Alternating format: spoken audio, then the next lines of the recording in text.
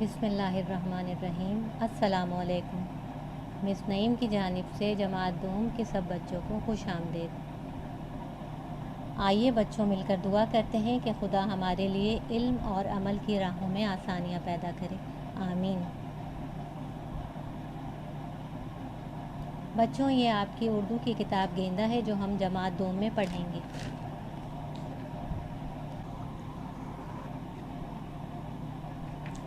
आइए बच्चों, इसकी फ़हरिस्त देख लेते हैं। ये इस किताब की फ़हरिस्त है। इसमें 6 यूनिट मौजूद हैं, जिनमें बहुत से असबाक़, नज़्में और क़वाइद का काम है। इनमें से यूनिट नंबर 1 और यूनिट नंबर 2 हम पहली सहमाई में पढ़ेंगे।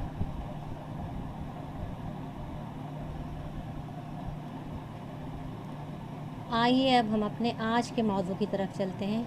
जैसा कि शुरू में आप देख ही चुके हैं कि आज हम हम्द पढ़ेंगे।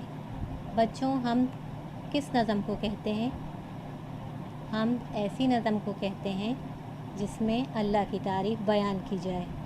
इस बात को आपने हमेशा याद रखना है, और जब भी आपसे पूछा जाए कि हम किस नज़म को कहते हैं तो आप फ़ौरन बता देंगे कि हम ऐसी नज़म को कहा जाता है जिसमें अल्लाह की तारीफ़ बयान की जाए।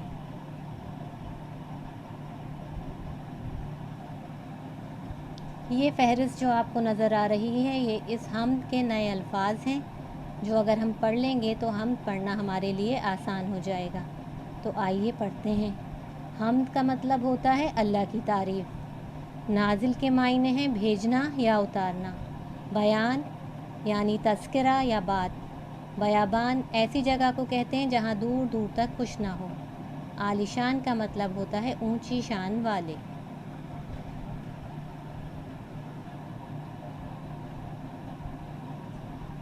नए अल्फाज पढ़ने के बाद अब हम आसानी से हम्द की बुलंदख्वानी कर सकेंगे।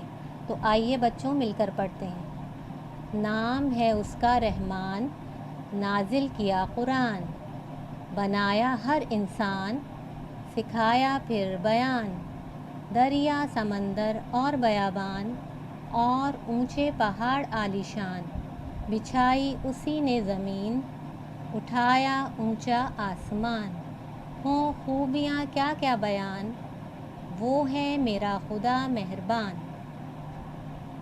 इस तरह से हम की बुलंदख्वानी की मश्क आपको करते रहना है और इसे ज़बानी भी याद करना है। इसी तरह से इसके अल्फाज मायने भी आपको ज़बानी याद होना चाहिए। अब हम इस हम्द का मतलब समझने की कोशिश करते हैं। इस हम्द को जो मौजू बनाया गया है उसमें अल्लाह का नाम रहमान है। बच्चों, आप जानते हैं कि अल्लाह ताला के कितने नाम हैं?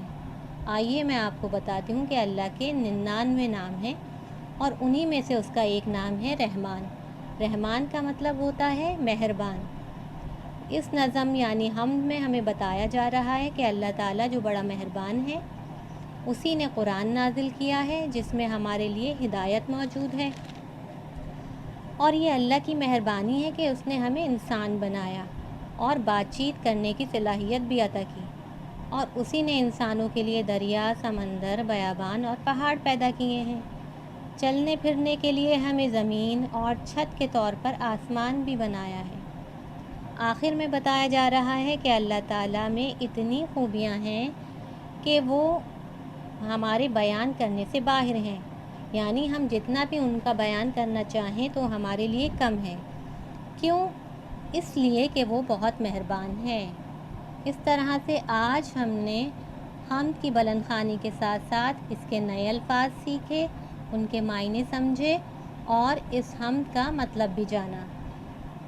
आपको इसकी मश्क करनी है इस दुआ के साथ कि आप जहाँ रहें खैरियत से रहें। इस वक्त चलते हैं, फिर हाजिर होंगे। अल्लाह हाफ़िज़।